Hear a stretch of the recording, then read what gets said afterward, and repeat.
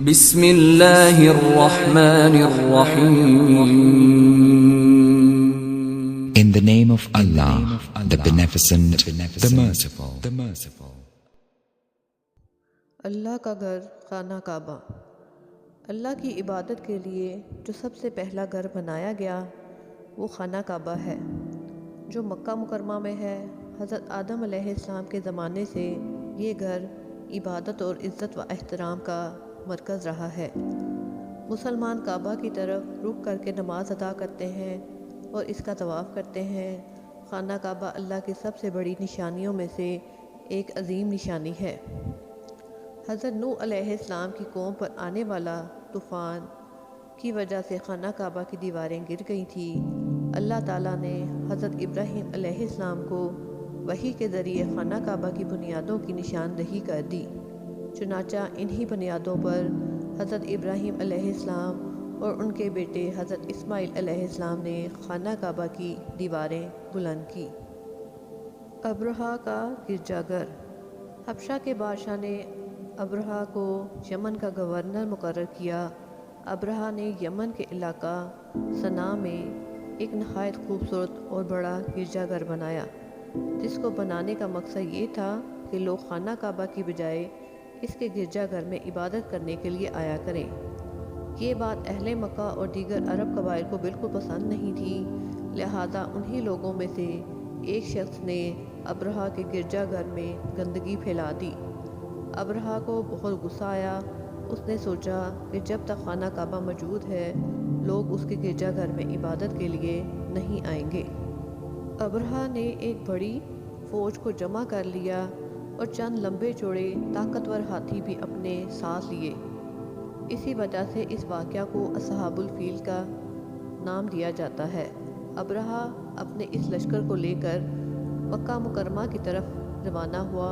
اس کا ارادہ معاذ اللہ خانہ کعبہ کو ڈھانے کا تھا. مکہ مکرمہ پہنچتے ہی سب سے پہلے ابرہہ نے اہل مکہ کے پاس پیغام بھجوایا کہ اس کا ارادہ صرف خانہ کعبہ کو ڈھانے کا ہے. وہ اہل مکہ سے جنگ نہیں کرنا چاہتے، لیکن اگر انہوں نے اس کا راستہ روکنے کی کوشش کی تو وہ ان سب کو برباد کر دے گا. مکہ مکرمہ کے قریب پہنچ کر ابرہہ کے سپاہیوں نے اہل مکہ کے کئی اونٹ اور مویشی پکڑ لیے. ان میں سے 200 اونٹ آپ صلی اللہ علیہ وآلہ وسلم کے دادا حضرت عبد المطلب کے تھے. حضرت عبد المطلب قریش کے سب سے بڑے سردار تھے. وہ ابرہہ سے ملاقات کرنے کے لیے اس کے پاس پہنچ گئے. ابرہہ انہیں دیکھ کر بہت متاثر ہوا. وہ اونچے قد، نہایت خوبصورت اور باوقار شخصیت کے مالک تھے. حضرت عبد المطلب نے ابرہہ سے کہا، تم نے جو 200 اونٹ پکڑے ہیں وہ واپس کر دو. ابرہہ نے ان کی اس بات پہ حیران ہوتے کہا کہ میں تو سمجھا تھا کہ آپ مجھ سے خانہ کعبہ کو نہ گرانے کی بات کریں گے، جبکہ آپ نے صرف اونٹوں کی بات کر کے مجھے مایوس کیا ہے. حضرت عبد المطلب نے جواب دیا کہ اونٹ میرے لیے ہیں، اس لیے میں تم سے اپنے اونٹوں کی بات کی ہے. خانہ کعبہ اللہ کا گھر ہے اور وہ خود ہی اس کی حفاظت فرمائے گا. ابرہہ سے ملنے کے بعد واپس آ کر حضرت عبد المطلب نے اہل مکہ کو پہاڑوں پر چلے جانے اور شہر مکہ کو خالی کرنے کا حکم دیا، جو خود خانہ کعبہ کا دروازہ اور کنڈا پکڑ کر اللہ تعالیٰ سے دعا کرنے لگے کہ اے اللہ اپنے گھر کی حفاظت فرما، ابرہہ اس کے لشکر سے اپنے عزت والے گھر کو بچا لے.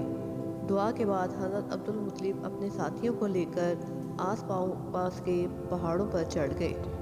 ابرہہ نے خانہ کعبہ کو ڈھانے کے لیے ایک بڑا لشکر تیار کیا تھا، جس میں ہزاروں سپاہی اور کئی ہاتھی بھی تھے. وہ خود بھی ایک بڑے ہاتھی پر سوار تھا اور لشکر لے کر مکہ کی طرف چلا. لشکر جب وادی محصر میں پہنچا تو ابرہہ کا ہاتھی زمین پر بیٹھ گیا. وہ آگے نہ بڑھا. ہاتھی کو اٹھانے کی بہت کوشش کی مگر وہ آگے نہ بڑھا. لیکن جب مکہ کے علاوہ کسی اور کی طرف رخ موڑا جاتا تو وہ ہاتھی تیزی سے بھاگنا شروع کر دیتا تھا.